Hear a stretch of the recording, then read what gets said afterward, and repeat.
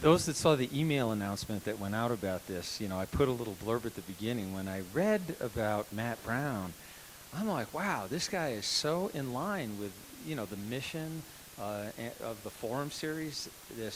Our subtitle is Lectures in Philosophy, Religion, and Science, and the mission is, exploring this interrelationship between these things. And, there couldn't be anybody that was a better fit for that mission than Dr. Brown.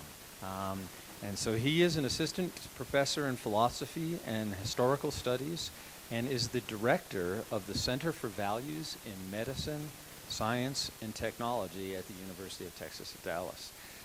He's also affiliated with the programs of behavioral and brain sciences, arts and technology, and emerging media and communications.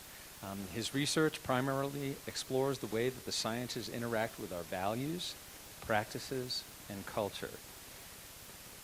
Matt received his BS from the School of Physics at Georgia Tech, so he's got a scientific start to that, and then his MA and PhD in philosophy from the University of California at San Diego. The Center of Values, and I think Matt's pretty excited about this, is getting a grant from the National Science Foundation to go ahead and study ethics and engineering, and basically to incorporate ethics in the curricula even for engineering students. I got on to UT Dallas's Center for Values website, and this really caught me, and it just says art. So I'm just going to read this quickly. You can go to this website if you're interested in more, but it just says, our mission is driven by several key ideas. Innovation led by the heart as well as the head. Science that is ethically and socially responsible. Social and cultural change informed by the best science and technology, using creativity, knowledge, and intelligence to make the world a better place in which to be. I have to ask, Matt, did you write that? Yeah, okay. Well, I love that. Innovation led by the heart as well as the head is a great line. And so, without further ado, Dr. Matt Brown.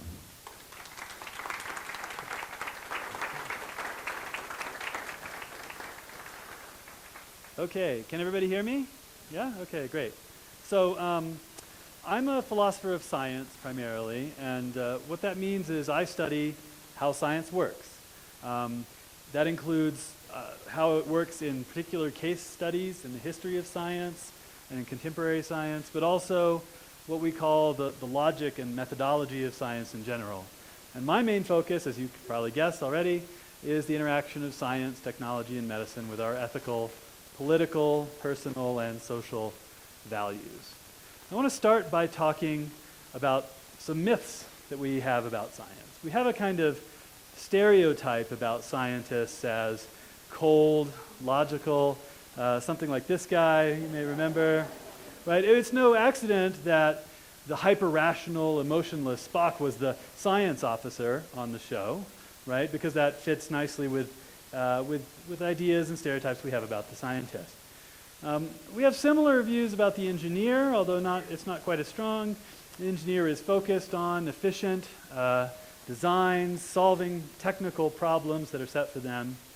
And we think about the scientific process as a kind of objective, rational, almost mechanical process, at least when we're captured by this image, by this stereotype.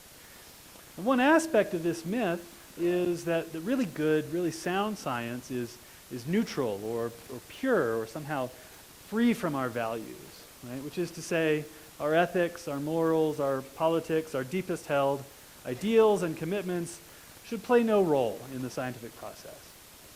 And I think this is a mistake. I think the hyper-rational image of science is harmful because it hides important social and ethical aspects of science from view. And after all, scientists are human, right? Not emotionless creatures. They are, and science is a human endeavor, right? And there's no way around that. And so it's a mistake to think about science in this way.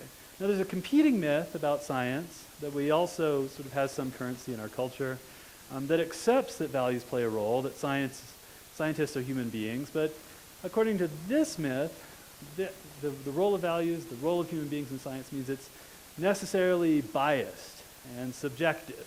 or corrupt, right? A sort of mad science idea, right? So according to this kind of view, science is inevitably corrupt or at least biased and subjective because it's tied up with our values, right? Here's a nice little satirical bit which kind of plays on this very myth. Hey Super Bowl fans, what do you think when you look at an apple? Nature, health, God's gift to humanity, right? Maybe. Or maybe something that will eventually rot, die, and leave you just like everyone you've ever loved.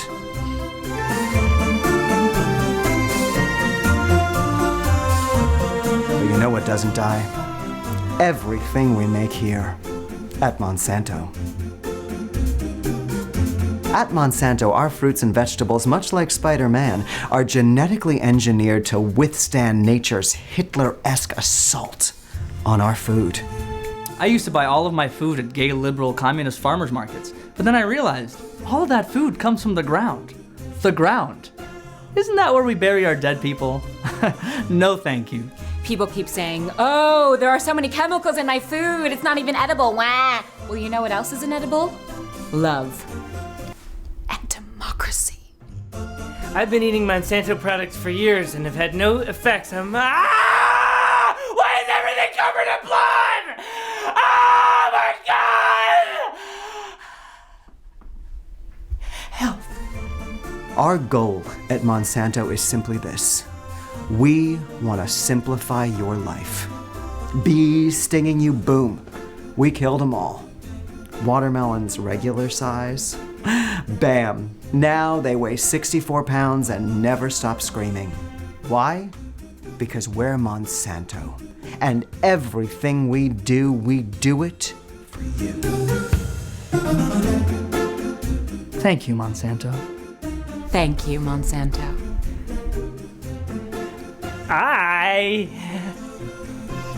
Monsanto. Monsanto. Because God just isn't doing a good enough job.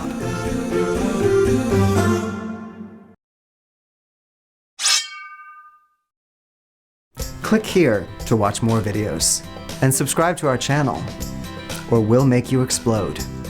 We can do it. You've eaten a lot of our food. We're inside you. Monsanto.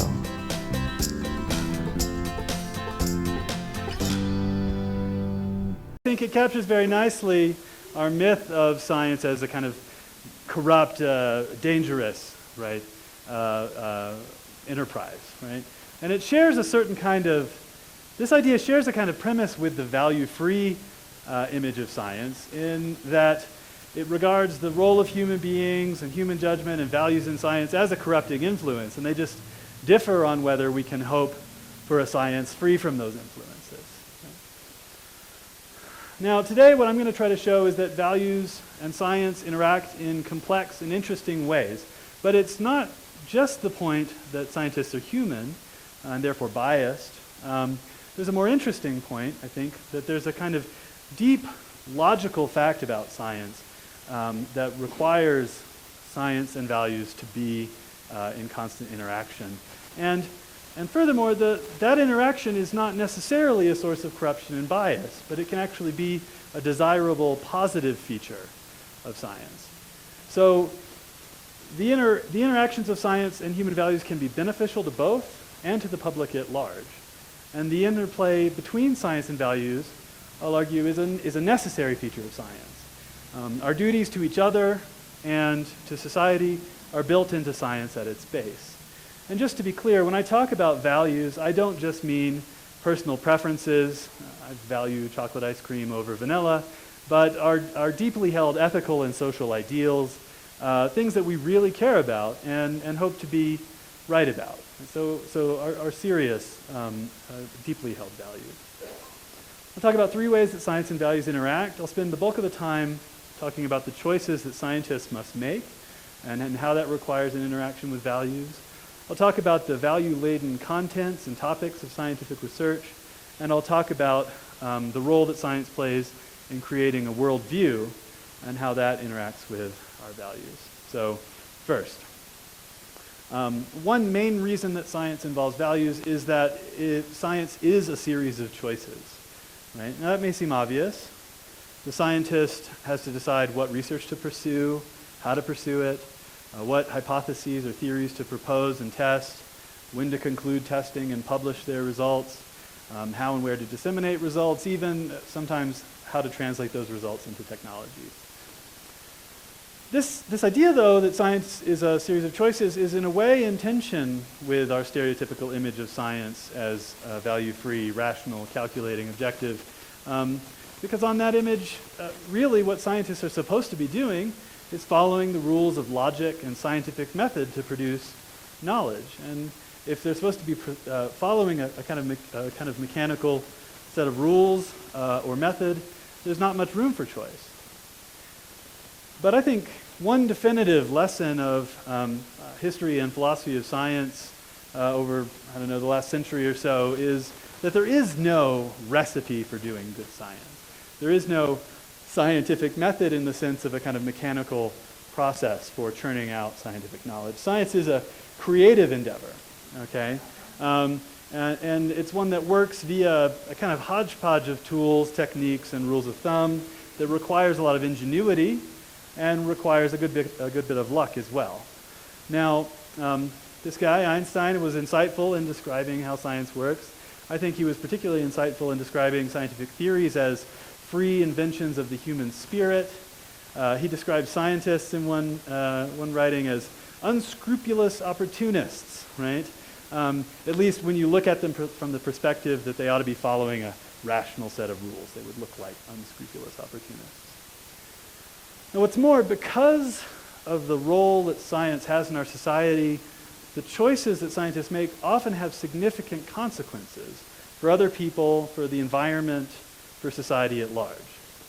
And there's a kind of basic philosophical point here that when you have choices with significant consequences concerning other people, you have ethical responsibilities. You must think about values. Right? You must think about our ethical values. And minimally, this means that scientists have to consider the harmful and beneficial consequences of scientific research when they're making these choices and take responsibility for them. I mean, that's just ordinary moral responsibility. That's just an ordinary part of our ethics. It's built into all sorts of aspects of our legal system as well. What's more, I think because scientists play such an important role in the public sphere, in education, in government, in the courtroom, and so on, there's something further we can say. Science is given significant social resources. Right? The public is often paying the bills, ultimately, for scientific research. So it seems to me that scientists actually have a further responsibility to the public, right? To do work in a way that supports the public interest. Science is a kind of public trust. And so beyond just thinking about, how could the choices I'm making harm or benefit people, they should be striving to create public goods. Now, given this responsibility, what kind of choices do scientists face, and how do values play a role there? Well, first, scientists have to decide on their research agenda. What questions will they explore? And as a group, what research projects will public and private scientific institutions fund? To fund a research question is already a value judgment, right? To ask the question lends credibility to the question asked.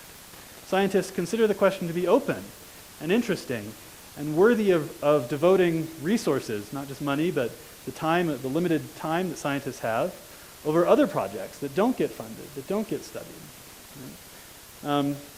For example, consider medical research, biomedical research. There's a phenomenon known as the 1090 gap, right?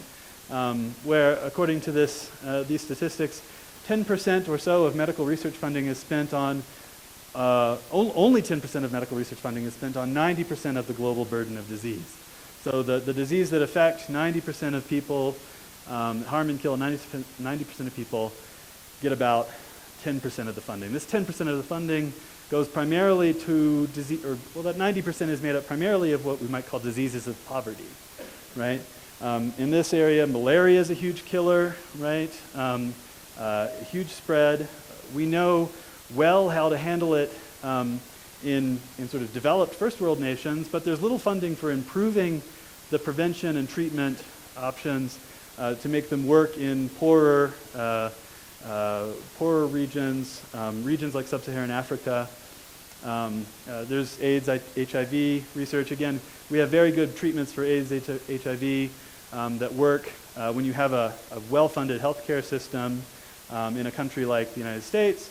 It's a very different problem in countries like some of the countries in Africa where it's a particularly bad problem. So what does get funding? What gets the big chunk of that other 90% of research funding? It's what we might call diseases of affluence, right? This is things from baldness and erectile dysfunction to diseases like cancer and Alzheimer's disease. Without minimizing the importance of any of these problems, right? These kinds of diseases disproportionately affect the lives and lifestyles of affluent, otherwise healthy people, right? Long-lived populations. If your life expectancy is something like in the 40-year-old range, not very many people in your population are going to get Alzheimer's. Not that many people in the population are going to die from cancer. You're probably not worrying about baldness. And devoting resources in this way, whether it's in terms of individual scientists making research decisions, NIH deciding what to fund, leaving a certain amount of medical research budget up to the private hands and the free market, involves a value judgment about the relative importance of diseases of affluence and diseases of poverty. Another related case, right? If you're a nutritionist doing research on nutrition, are you going to study the problem of obesity? Or are you going to study the problem of famine? If you're a food scientist, are you going to work on obesity or work on famine? It's again to value one question over the other. And decisions are made from individuals to funding units to society at large about how that's done, whether they're made intentionally or haphazardly. Consider another kind of project. Consider the Human Genome Project. This was completed in 2001. It was expensive in terms of both money and scientific effort. It cost about $3 billion. Did it merit the effort that we put into it? Was it a good goal to have? Right? Now, there's lots of different ways to answering that question, but that's a values question. So the public was sold the project in terms of medical benefits that would arise. Now, these medical benefits are still kind of nebulous. I mean, early things are developing, but even 13 years down the road, we don't have miracle treatments for anything on the basis of our genomic knowledge, right? We've seen a great rise in genetic and genomic testing, right? So you can send off to get, your chance of having all kinds of diseases. Luckily, in this country, we have legislation that prevents insurance companies using that information against us or requiring us to go through such tests. There's a lot of moral problems that arise in genetic testing. On the other hand, if we want to focus on the benefit to basic science in biology, it's been huge. It's been a big benefit. A lot of scientific research has spawned from this. Consider big particle colliders, right? In Texas, we had the superconducting super collider, or we almost had it, right? They defunded it after we spent about $2 billion on it. They were going to spend a total of approximately $12 billion. The Europeans, as you probably know, built the Large Hadron Collider, right, at CERN, and that's been doing great work. Both were very expensive, right?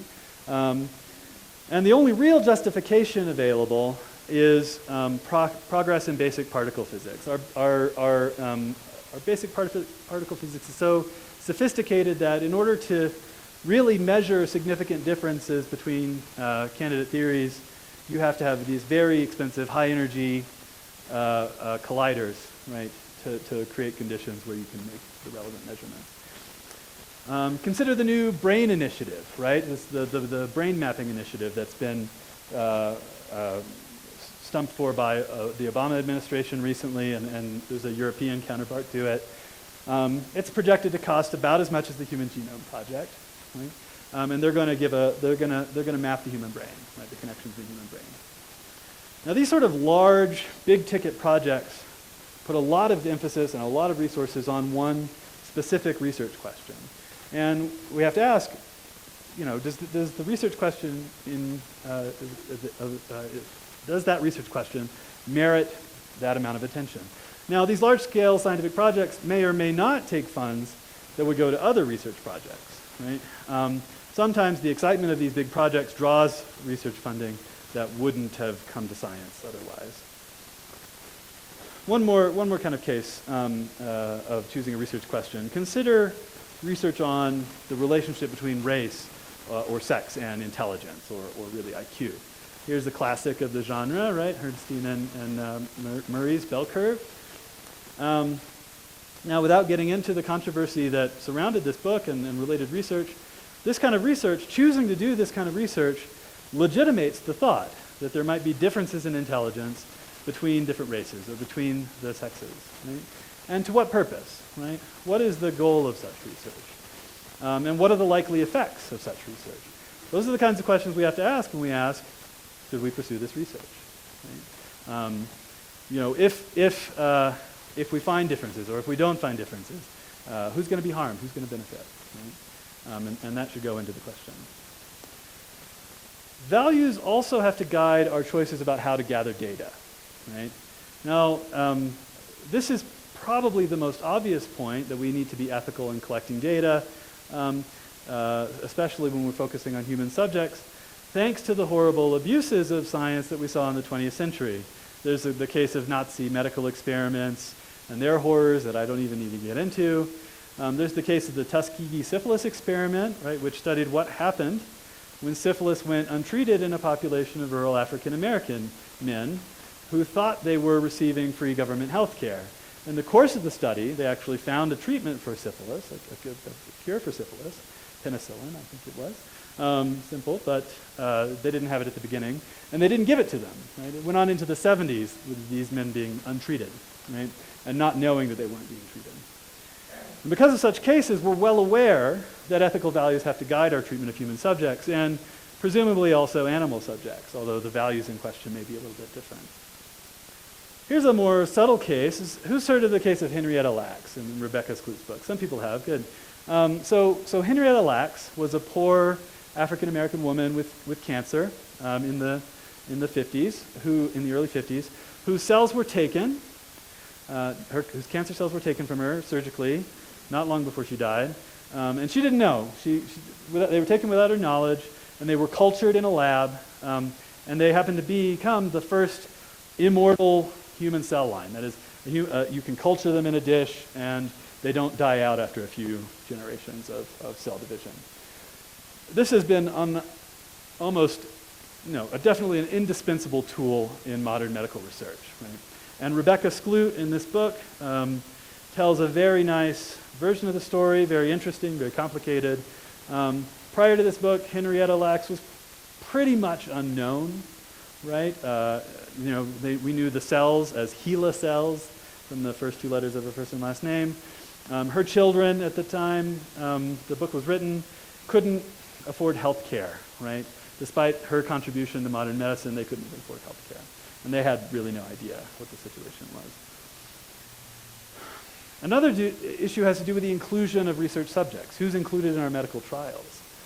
Prior to about 1990, there were very few clinical trials on any medical issues, except issues specifically that were women's issues, that included women in the trials. Right?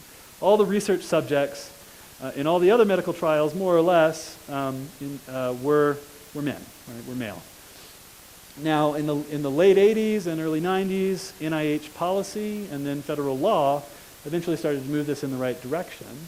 And this is important because, as we know, certain medical conditions, including heart disease, present differently in women, and certain drugs, we've got Ambien here in the men's and women's colors, work differently, right, and require different dosages, right, to be effective between men and women. Another interesting case of inclusion, which I can only talk about really briefly, is so this is the data on that's used to talk about the obesity epidemic, right? Obesity epidemic's the big problem. This is the CDC data that defines the obesity epidemic, right? And you can see the trend is disturbing. Here we've got the people who have the top 5% of body mass index, people with that same amount, 20% of people, right, have that high level in the later studies. Okay. Now, a guy named Mark Liberman, who's on a website called Language Log, it's mostly about linguistics, but they talk about other aspects of science too, looked at the CDC data very closely and noticed something about the sampling procedure here that they use to gather this data. So, I mean, the way the data is measured is pretty simple. You take height, you divide by the square of the weight of the person, and you get the BMI. That didn't change much, but in the early 1980s, so right after this line here, they started to realize that a lot of data wasn't available from these studies for several ethnic groups. Right? They just weren't included in the data set. So that's that there. And so they did a kind of transitional study, which changed the sampling procedure specifically to include more Black and Hispanic research subjects. And starting in 1999, the CDC began a continuing study that included even higher proportions of Black and Hispanic research subjects. So, so here's a question, right? What changed over time? The body mass index in the population, or the sampling procedure, right? Is it just an inclusion of more people who tend to fall in lower socioeconomic status, which is correlated with all kinds of poor health issues, right? Or did the population as a whole get worse in some way, right? Well, I think we just don't know at this point because we didn't start out with a good inclusive sampling procedure, right? So it's a big question mark. So there are a number of principles that are pretty settled that guide collecting data responsibly. First, subjects have to know what they're getting into, and they have to participate voluntarily. That's informed consent. We have to avoid unnecessary harm to the experimental subjects. We have to treat the experimental subjects with respect and fairness. This is often a more subtle issue, but it's important, especially when you're studying vulnerable populations. And we have to include the relevant populations fairly so that the science is useful not just for one group of people. It's not just science for white men, it's science for everybody fairly. Okay.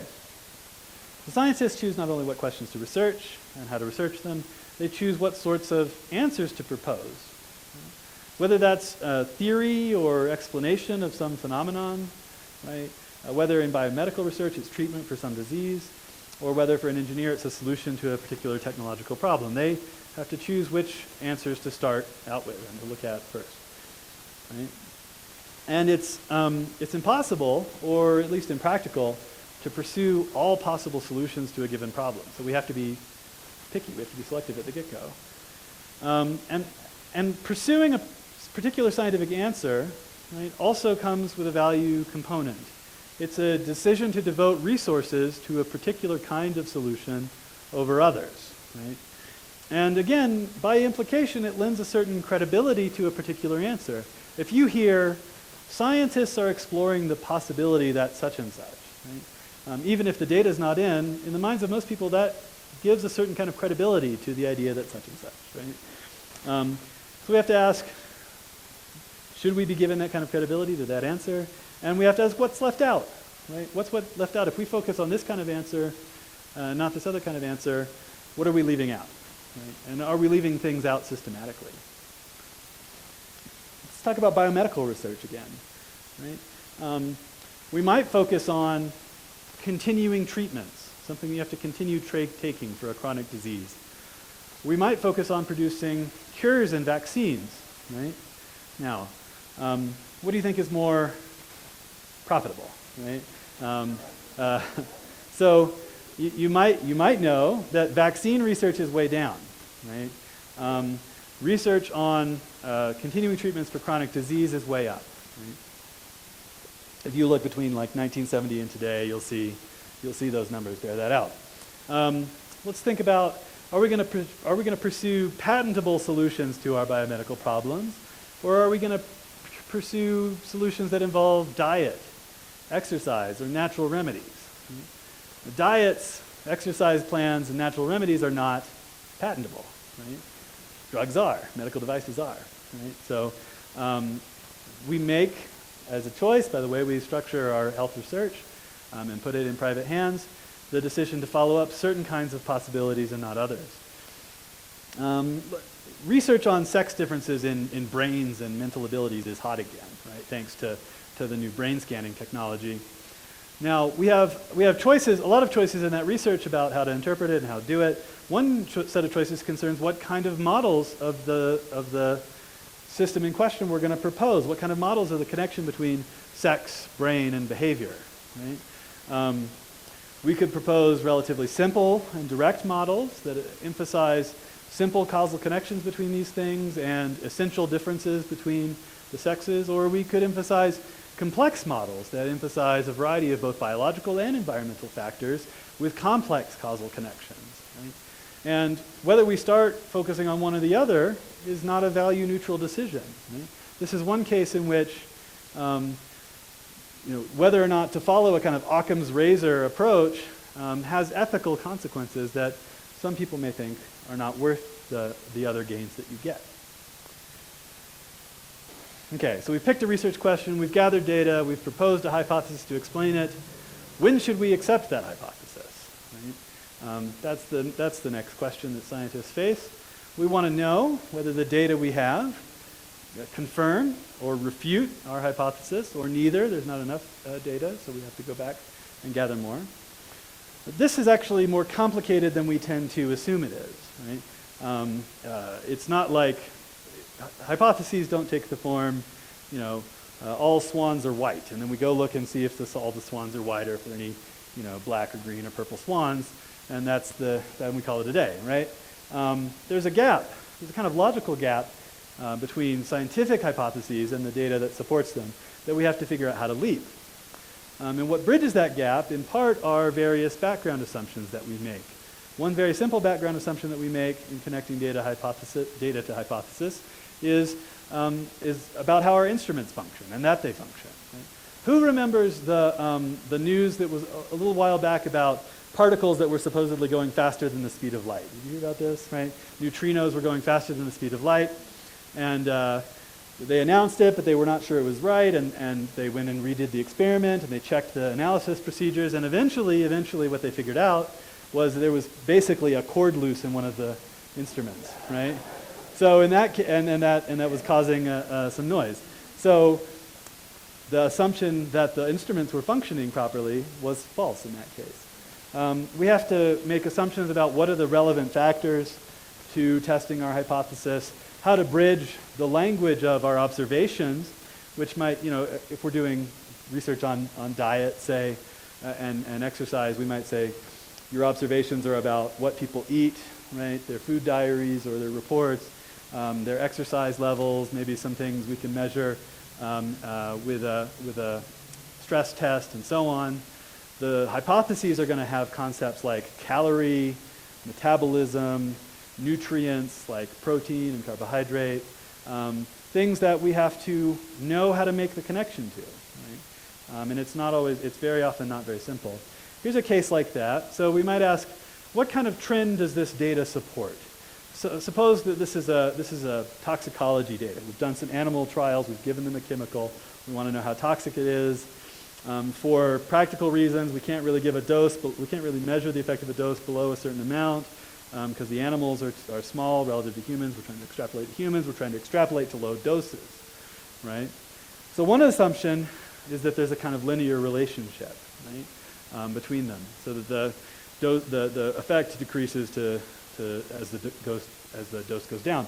Another assumption is a kind of threshold effect, right?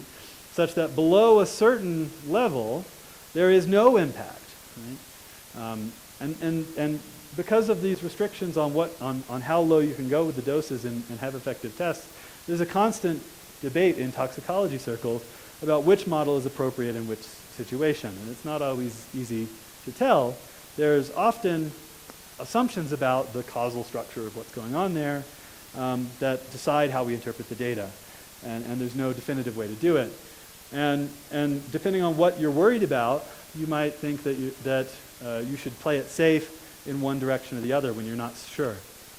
that's a general kind of concern, right? When deciding to accept or reject a hypothesis, we have the following possibilities. We could accept the hypothesis, we could reject the hypothesis, or we could suspend judgment. Often those two things are very similar in practical effect. And of course, the state of the world could be that the hypothesis is true or the hypothesis is false, right? And if we get it right, everything is fine, right? If we accept it and it's true, or we reject it and it's false, everything is fine. If we accept it and it's false, we have what's called a false positive error. If we accept it, if we reject it and it's true, we have what's called a false negative error. And we can adjust our standards to try to reduce the error that we have, but given a certain basis of evidence, there's a pretty direct trade-off between those types of error. If we increase our standards for accepting a hypothesis, make it really hard to accept a hypothesis, our chance of a false negative error goes up, and vice versa.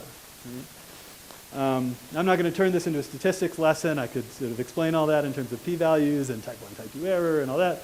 I'm not going to do that, although if you know that stuff, you'll see the connection probably already.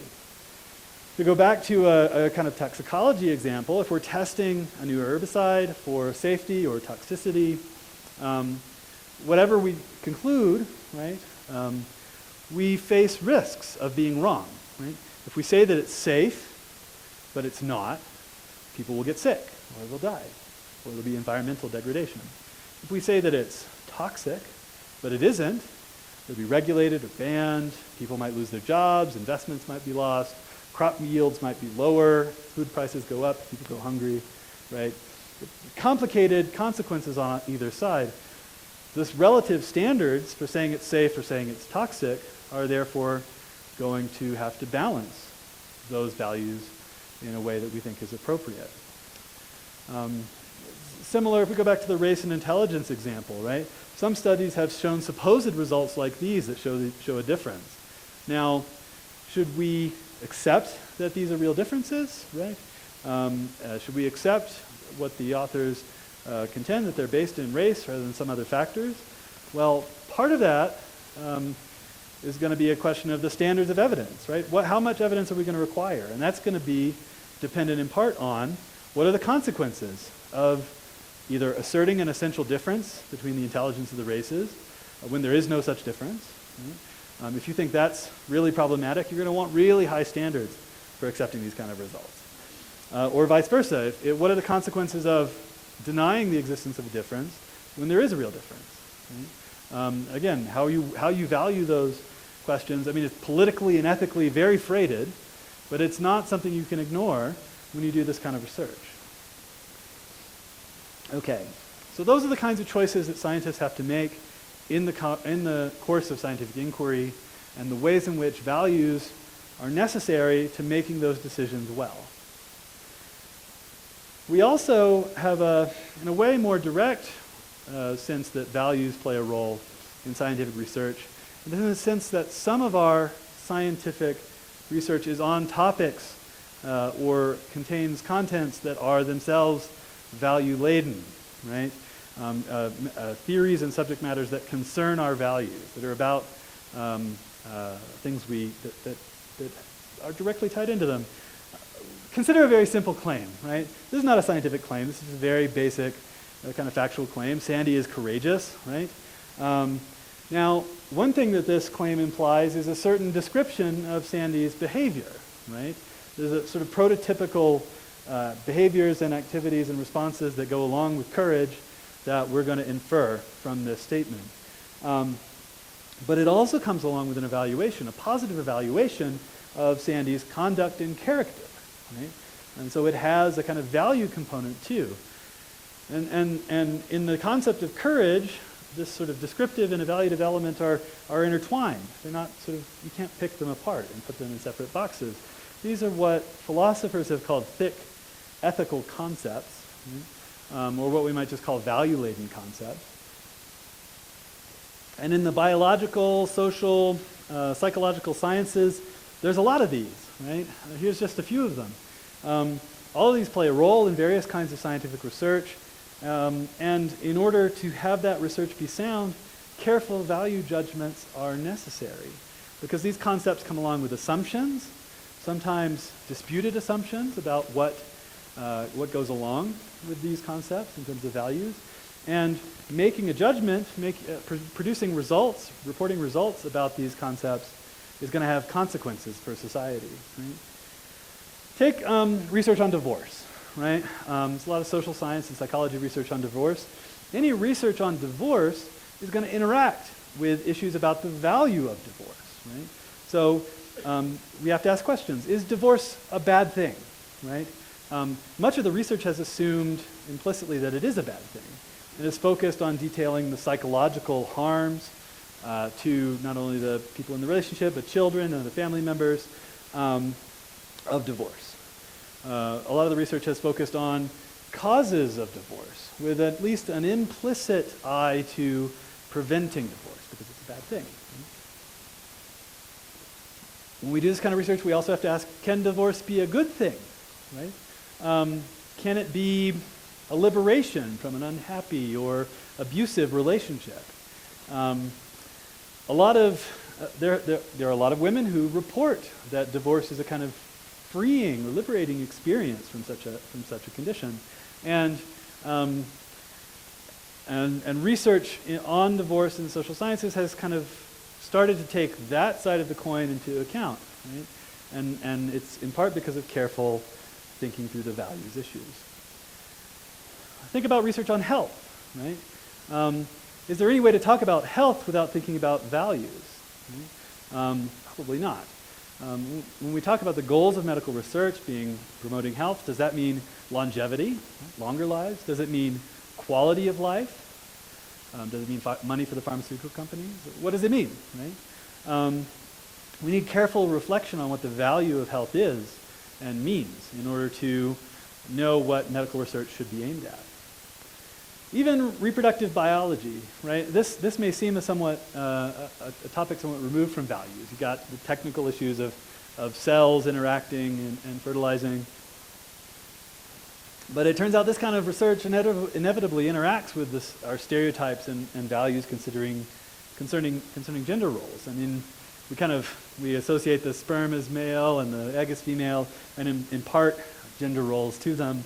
And for a long time, the dominant theory of fertilization was what's now been termed the Prince Charming and Sleeping Beauty theory of fertilization, where the egg is treated as passive receiver and the sperm is active.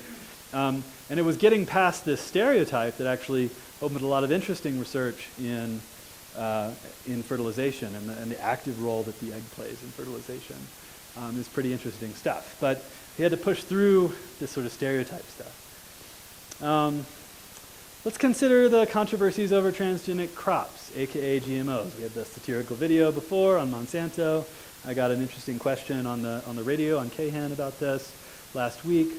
There's a nexus of issues in the debate over transgenic crops which is really tied up with our values. Even notions like crops and seeds have especially to people like farmers and traditional communities, have value associations that come along with them. And certainly ideas like food, health, sustainability, ecology, food security, intellectual property are all tied up with the issue of transgenic crops in ways that we have to face head on. The conflict, whatever conflict there is over GMOs, is not a conflict of science versus anti-science. I mean, there are some anti-science people in the anti-GMO camp, for sure. But it's really primarily a conflict between different value outlooks and different concerns driving different focus among the groups. I mean, is the GMO question really about just human health and safety? Is it about larger environmental concerns? Is it about corporate control of the food system, food security, the role of technology in food production? Is it about intellectual property versus farmers' rights? Is it about consumers' rights to know what they're consuming? There's a lot of issues and a lot of complexity and a lot of values tied up with this issue of transgenic crops, and that complexity is not really acknowledged by either side of the debate. Right? And to really move forward on this debate, we have to recognize the deep values issues that are playing a role here. So those are just some examples of how value-laden concepts and topics play a role in scientific research, I want to wrap up by talking about the role that science plays in our worldview, right? And the notion of the scientific worldview. So far, everything I've really been talking about is science in a pretty pragmatic sense, right?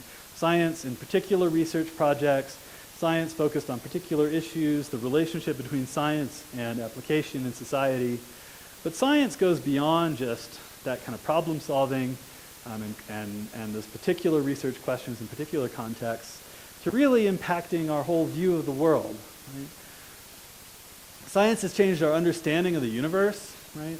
Its makeup and its origins. It has, we've learned a lot about what life is, how it works, where it comes from. We've learned a lot about human nature, right? Our place in the world, our origins, the way that we work, right? We certainly haven't answered all the questions in any of these debates, but we've learned a lot. Right? And this growing knowledge sometimes challenges us, right? It calls into a question the image of ourselves and our place in the world that's presupposed by our moral systems, that's presupposed by our religious faiths, that's presupposed by our common sense worldview. Right? Now, when I say worldview, a worldview is connected with a way of life. Right? A worldview tells us not only how the world is, but what our place in the world is and what we might hope for, right, out of the world and out of the future. Our values and our worldview are closely connected. Right? And sometimes we talk about the scientific worldview, right, as an alternative perhaps to mythological or theological or more primitive or irrational worldviews of the past, right? That's a way that people talk, and it needn't be so adversarial, but sometimes it is. You probably know these guys, right? Imaginatively articulating the scientific worldview is part of what these gentlemen are up to in the two generations of the famous Cosmos show. Carl Sagan and Neil Tyson are bringing along a sense of wonder and excitement into our conception of the scientific worldview. And of course, there are stacks of books at the bookstore devoted to trying to explain and promote the scientific worldview in various contexts. What is the scientific worldview? What do we mean when we talk about the scientific worldview? Well, one thing we mean is sort of the overall picture that science gives us, and we have a kind of a conception of science as a kind of organized hierarchy of knowledge, right? Knowledge at one level corresponding to and supported by knowledge at the next more basic level, right? So that chemistry is based in physics and biology is based in chemistry and so on, right? Up to the study of society. And if you don't like that kind of hierarchical picture and you want to sort of level things out, you might think instead about that science is kind of a mosaic in the process of being assembled, with scientists working to fill in pieces in different areas, but coming together slowly to produce a kind of overall beautiful whole. Right? So this mosaic picture is another way of thinking about the scientific worldview, right, that has gripped some people. But these images don't really capture what's actually going on in science. What science actually looks like today is a little bit more like this, right? More of a Jackson Pollock picture. On the ground in science, you have a diversity of different things going on, a disunity, a hodgepodge of different approaches, different theories, different concepts, conflicting results, right? When you take a real objective look at what's actually going on in science, without playing any favorites, science is not producing a single map of reality. It has little or no overall organization and plenty of inconsistencies. Even in fundamental physics, there's a kind of basic inconsistency between our most successful theoretical traditions. This relativistic tradition coming down from Einstein, the quantum tradition coming down from Heisenberg and Bohr. There are proposals for how to unify those things, but none has sort of gelled into a successful theory. And when we move beyond physics, it gets much, much messier. We look at biology, psychology, places where different sciences overlap a little bit, and it's really a mess. Now, one thing we might mean by the scientific worldview then, given this picture, is a sort of thorough survey of the mess, right? What are the achievements? What are the drawbacks? What are the internal clashes? But this would be a pretty unwieldy worldview to live by. It wouldn't be of much help. Right? So another thing we might try to do is kind of wring from this mess a single coherent worldview. Right? But any attempt to craft one coherent worldview based on science is going to be then selective, creative, and philosophical. Right? It's going to be selective in the sense that it's going to have to leave some things out and emphasize other aspects of science over emphasize some aspects of science and de-emphasize others. It's creative in the sense that you're going to have to stitch the remaining pieces together into a coherent and compelling story. You have to add something. It might be a kind of motivation for scientists, a flag to rally around. For cynics, it might seem like a kind of pedagogical or political fake, an attempt to transfer credibility from some particular achievements in science to science writ large, right? So that scientists have a kind of universal respect as scientists, and scientific knowledge has a kind of universal respect as scientific knowledge. It might instead be imaginative and inspirational attempt to use science to help us appreciate the wonder of the universe. There are many different purposes for which we might express the scientific worldview, or perhaps more properly, scientific worldviews. Worldview building is part of what we might call the quasi-mythological or the religious function of science. It goes beyond particular problems to paint a grand picture. And because it's a worldview, it has consequences for our lives and our hopes, our sense of purpose in the world. Right? Values are thus going to be part of building a scientific worldview too, because it's creative, because it is you face a lot of choices in how to do it, right? And because our values are going to be changed and shaped by the worldview that we adopt, because that's going to change our sense of the kind of lives we ought to live. Now, sometimes we can find harmony between our moral ideals and our scientific theories. I think that kind of is what's going on in this stained glass, is a kind of picture of harmony. Other times we have to make hard choices, right? That what we're being sold as the scientific worldview is in conflict with our ideals, and we're either going to have to revise our ideals, change our values, or we're going to have to turn a critical eye towards science and towards the particular kind of worldview that's being crafted in the name of science. This is particularly true when the scientific worldview is supposed to be one that tells us that all values, ideals, purposes have no place in our world, that tell us that our choices are meaningless or unfree, that tells us that our traditions and ways of life are irrational, right? That we have nothing to learn from the humanities, from art, from religion, except superstition and perhaps some confused ideas that would be better represented and better explained via science. Right? Then we have to ask some really tough questions. When people talk about the scientific worldview in that sense, they present us with a kind of sparse desert landscape. Right? Now, admittedly, such landscapes have a kind of beauty all their own. Right? These kind of stark pictures of the scientific worldview, which leave very little room for meaning or value or the things that we care about. You know, they have interesting features and they're challenging and they have a kind of beauty to them. But in many ways, these desert landscapes are inhospitable, right, to a rich, happy human life. So they may not be where we want to live. Right? Now, other proponents of scientific worldviews recognize the difficulty with such a sparse landscape. They think that these kinds of sparse and reductive worldviews will not do, right, and aren't really supported by science in any strict way. And they try to present us with a view in which science enriches rather than impoverishes our values, our way of life, our sense of meaning, the meaning of the universe. Right?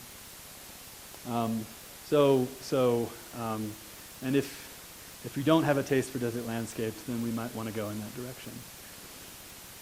Now, when we better understand the interplay between science and values, we can better see the multifarious ways in which science can enrich our lives and enrich our world, but only if we think carefully and critically about the interaction between science and values along the way.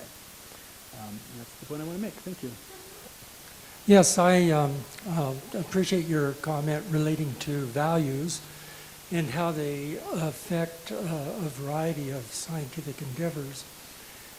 But I would, you did not point out in particular one slide where you were relating data to hypotheses.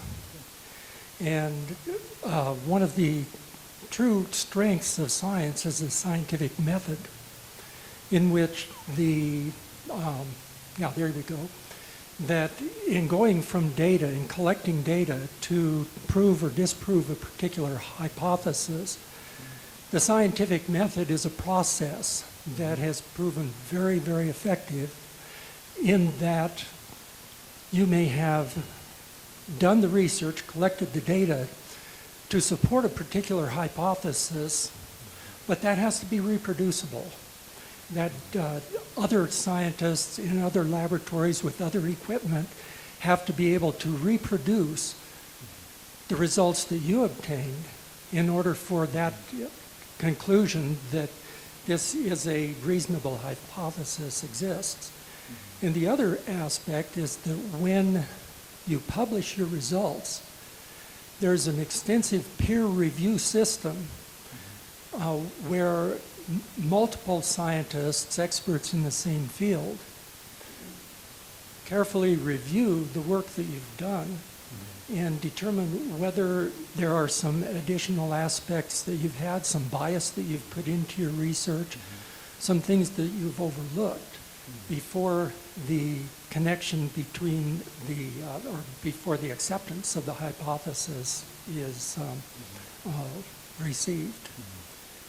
Yeah, absolutely. Thank you for the comment. I mean, one of the things that I have not focused on are some of the traditional aspects of the scientific process that make it work the way that it does, right? And it's undeniable that science is first and foremost, except for mathematics, which is different, but science is first and foremost an empirical discipline. And if you like, the value of science is to be empirically responsible, right? Now, so I take that as a given, and I want to say, yes, but it's more complicated than it might seem, right? In other words, in order to make science empirically responsible, we have to make a lot of assumptions. We have to fill in a lot of questions, right? So definitely, right?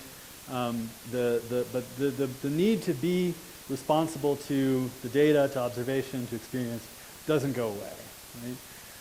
The other point you made, which I think is also very important, is the point about reproducibility.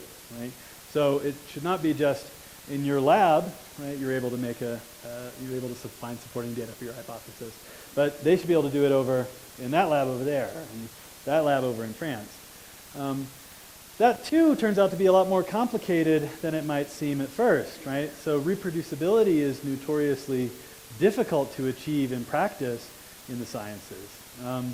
There are some famous cases of labs that tried to reproduce a result in order to build on that for future research, and they were unable to do it until they were able to hire the graduate student from that lab to be a postdoc in their lab, and that's because the knowledge that scientists have is not all recorded in their published papers, in their methods section. It's also a kind of hands-on practical knowledge that's very difficult to communicate. Right? And so that limits the reproducibility of science. It doesn't mean that reproducibility isn't important, and it's certainly better if it's the case that you don't have to hire somebody else's student to come and do that work, right? So it's a difficult issue. Again, I accept the importance of reproducibility. I just want to add that there are a lot of assumptions that go into the question, is this a successful reproduction? Is this a failed reproduction? I mean, when you fail to reproduce a result, you always have to ask the question, is it because the result was wrong or because I'm not competent, right? And the assumption actually for most scientists is always on the other end, that it's a failure of competence, right? And you learn that through a long, you go through lab class, and if you can't do the experiment, right, it's because you're messing up and you're going to get a C, right? And you practice over and over again until you get the right result. This is how scientists are trained. But yes, I agree with the spirit of your comments very much. Hi, Hook'em Horns. I'm from the University at Austin. Well, whoosh, we're the Comets. UT Dallas is the Comets.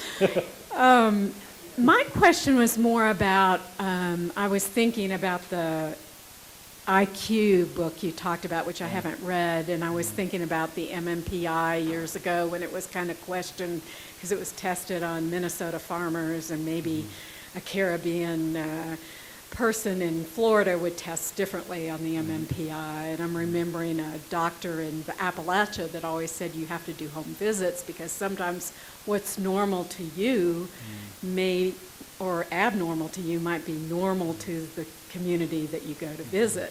So I'm kind of wondering about how you are assured that these tests that are so popular are really valid tests. Yeah.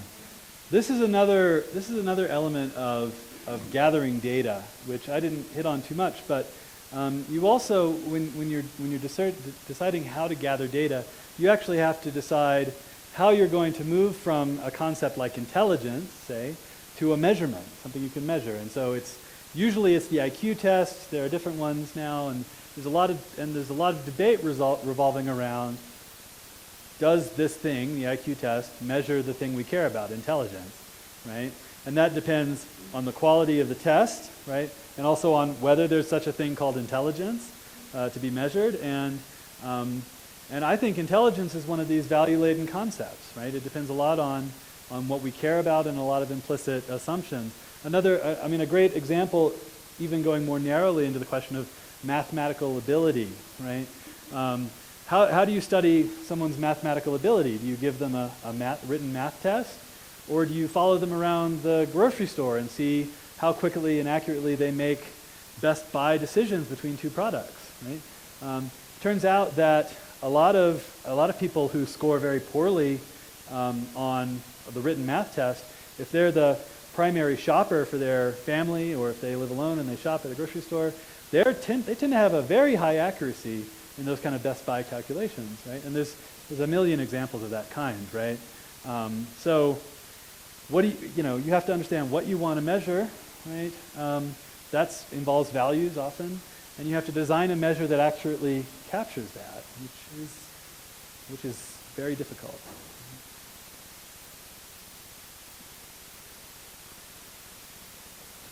I'm going to ask you a heavily value-laden question. My favorite kind. I'm an academic, and my field bridges the social sciences and the humanities. So I loved everything you had to say. My value-laden question is, at what point should this be communicated to students of science, and in particular to those who will teach science to others? Yeah. I think it's absolutely urgent. I think it needs to be now. I'm trying to do it at every opportunity that they'll let me in there to do it. So I can't change the world by myself, but I've certainly lectured to groups of science graduate students about these topics, and I'm involved. Butch mentioned my grant project. I'm involved in trying to get improved education of engineers, engineering students, primarily focused not just on teaching them philosophy of ethics, teaching them who messed up in some disaster scenario, but teaching them that they're choice makers, right? When they design things, when they do research, they make a series of choices, and the series of choices they make, some of those choices, not all those choices, but some of those choices have real consequences, right, for society that they're responsible for thinking about. Right? And just realizing that they're making choices is actually sometimes hard for scientists or science students or engineering students. They think, I'm doing it the way it's supposed to be done, or I have a problem and here's the solution I found, and I didn't choose it, I just found it, right? So actually sort of inculcating in them a sense that they are choice makers is a huge part of the process, right? That I'm trying a little bit at a time to do, and hopefully. Do you think that's happening? I think that there's some evidence that it's happening, right?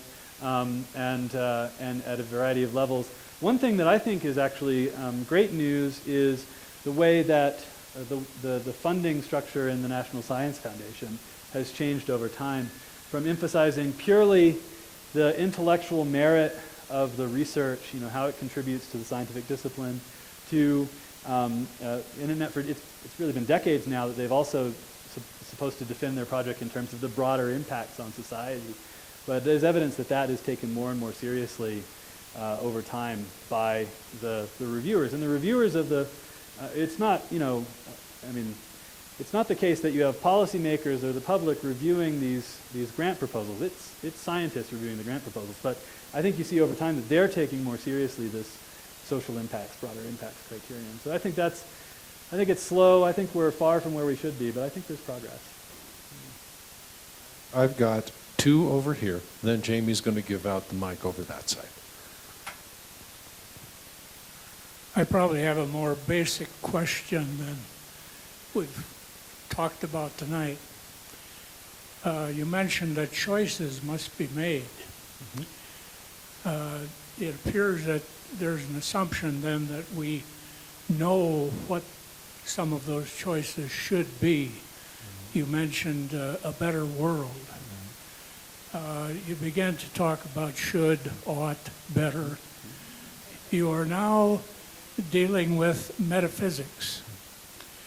And if it is true that reality is only physical, material, etc., then there are an awful large number of philosophers and scientists who suggest that metaphysics is not a part of science. You are probably very familiar with A.J. Ayers and Weldon and Skinner, who wanted us to get rid of the idea of dignity and freedom because there is no such animal as free choice. So the real problem, it seems to me, is how do you determine upon what values do you determine what choices you are going to make? For example, I just recently read a comment from a couple of biologists who said there is nothing in what biologists teach us about life in this world that has any connection at all with right and wrong. So I always have a question that I ask people who claim to be empiricists, for example, and most scientists are empiricists. Can you think of any empirical data as to why a society should not rid itself of useless eaters? We have a professor at the University of Colorado, Michael Tooley, Steven Pinker, Peter Singer, who have taken that position on a cost analysis basis. We have the same question could be asked of Dr. Mengele in Nazi Germany, who mentioned the experiments. Recently I ran into a young man whose sister was a subject of the Angel of Death's experiments. She happened to survive, one of the very few. I don't know personally of any empirical evidence that in any way suggests that those things should not have been done. And I'm always curious. Usually what the professor says, we'll talk about that later, and then we never talk about it. All right. Well, let's talk about it. There are an awful lot of people who say human values and science are far removed from each other, unless the scientist, the psychology, whatever, pulls in through the back door certain metaphysical principles, which air, of course, would not allow because they can't be propositions. They are only opinions, disguised commands, or expression of emotion. So I don't know where the values would even fit in. Yeah. All right. So two kinds of things to say to that issue. One is, if I'm right in what I argued at the end of the talk, I think it shows us that we actually are not completely compelled to reject metaphysical views. In fact, as I like to put it, the view that there is no room for metaphysics is itself a metaphysical view. Right?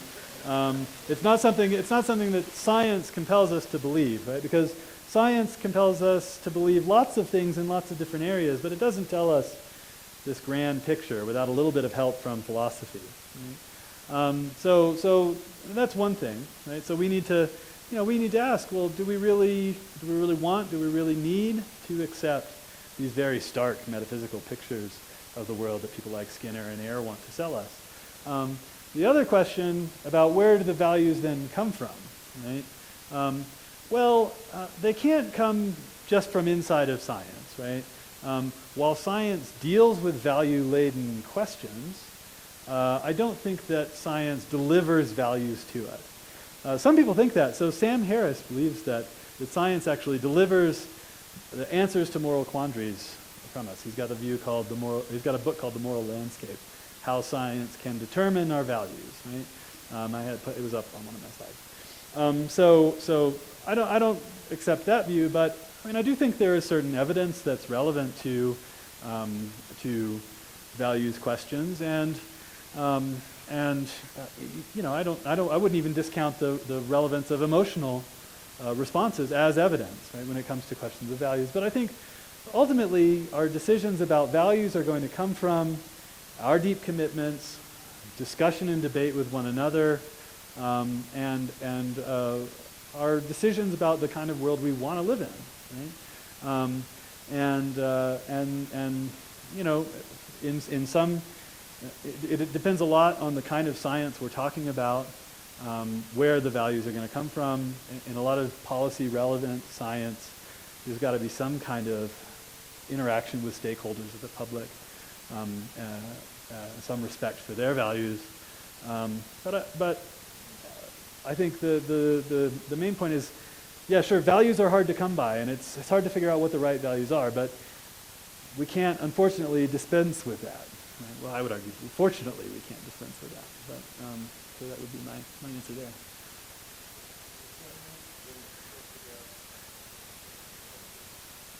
Thank you.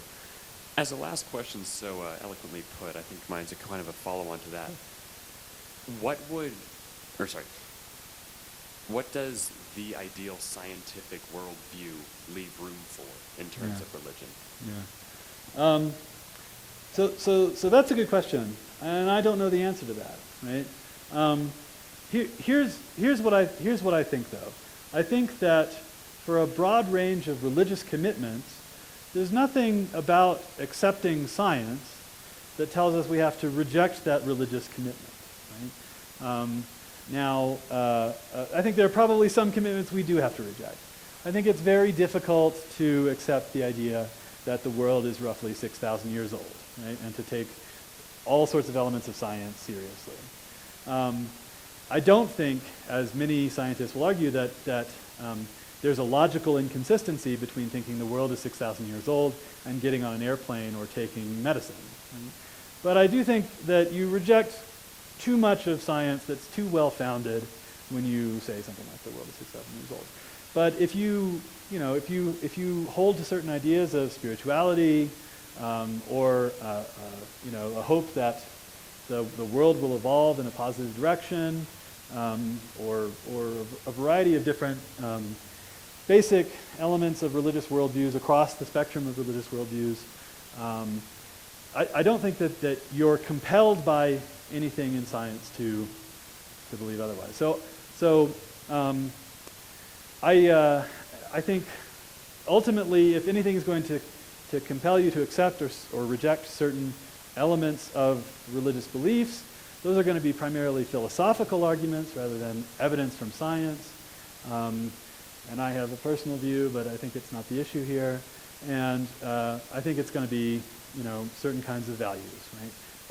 I value a variety of things that might lead me towards one direction or another with respect to religion.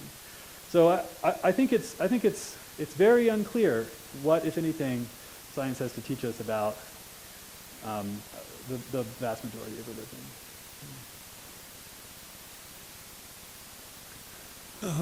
My name is Owen Lenz, and your last point of the 3 points was the role of science in creating our worldview.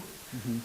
I think a equally valuable question to ask is the role of a worldview in creating science. Mm-hmm. And I say that because years ago when I was studying, we had a course at MIT in science and public policy. And I look at today, for example, I saw a book written by a PhD scientist claiming, and it was a propaganda piece on how human beings have no role in global warming. And you only had to look at who funded that scientist. I recently got my latest issue of Foreign Policy. I studied social science, and reading an article on how our military is totally unfunded. And I wondered, this person must be groping for some Defense Department funding. It was written by a social scientist.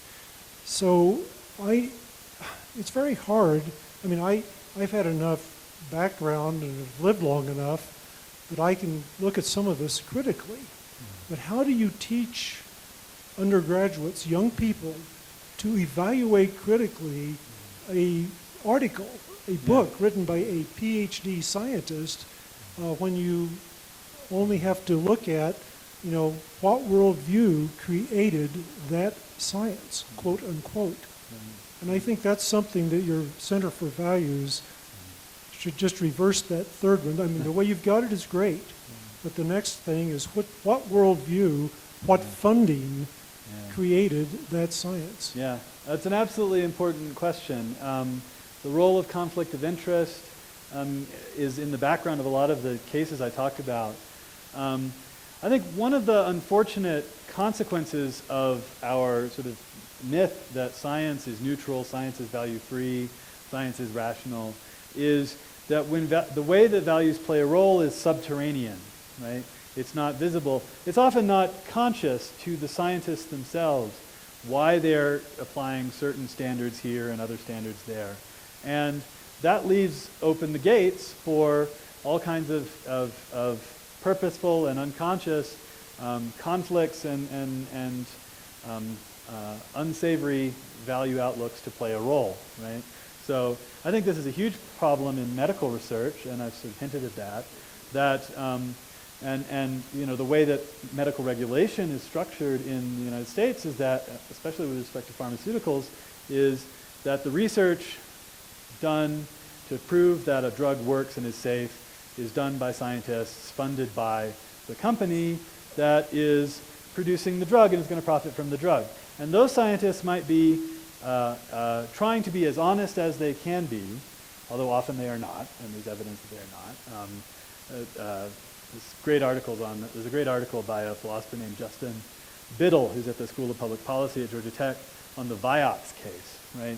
And that was a case in which there was just deliberate manipulation. But often it happens unconsciously. But because we don't talk about these issues as much, we don't introduce, we're not transparent, and we don't check, right? So, I mean, I absolutely think it's important to teach students to critically evaluate these things. And one way in which my question about how science impacts our worldview is relevant to the question of, what worldview the scientists have to produce their science is, and to the critical evaluation question is, this idea that there is a thing, science, right, that all fits together in a neat sort of, to produce a neat picture of the world that all sort of is organized into a hierarchy or a unit, spreads the authority of science all around, right? So that being a scientist, right, means that you are an expert in a pretty broad sense, right? But that expertise, in fact, shouldn't be spread around in that way. Some science is very good, some science is very weak. Some science is weak because of the subject matter is very difficult to study. Some science is weak because the scientists practicing it are not very competent, right? Or not very well funded, or there aren't enough of them. So, having a little bit of recognition that not all science is the same, right, is an important part of that. So, sort of shaking the idea that science is a kind of neat unity helps to break that a little bit, and helps, I think, ultimately, and I spend some of my time trying to teach students to think critically about science, and it is very difficult, but breaking these kinds of barriers down about expertise and authority is part of that process. I've got another slide here with readings that I've been sort of benefited from in preparing this talk, so I thought I'd put that up while we answer the rest of the questions. Let's have one more question. It's 8:30. We normally try to finish about 8:30. When we're done, if you'd like to come up and talk to Dr. Brown afterwards, you're more than welcome to. And we have a presentation and one more announcement after the last question, so don't rush away.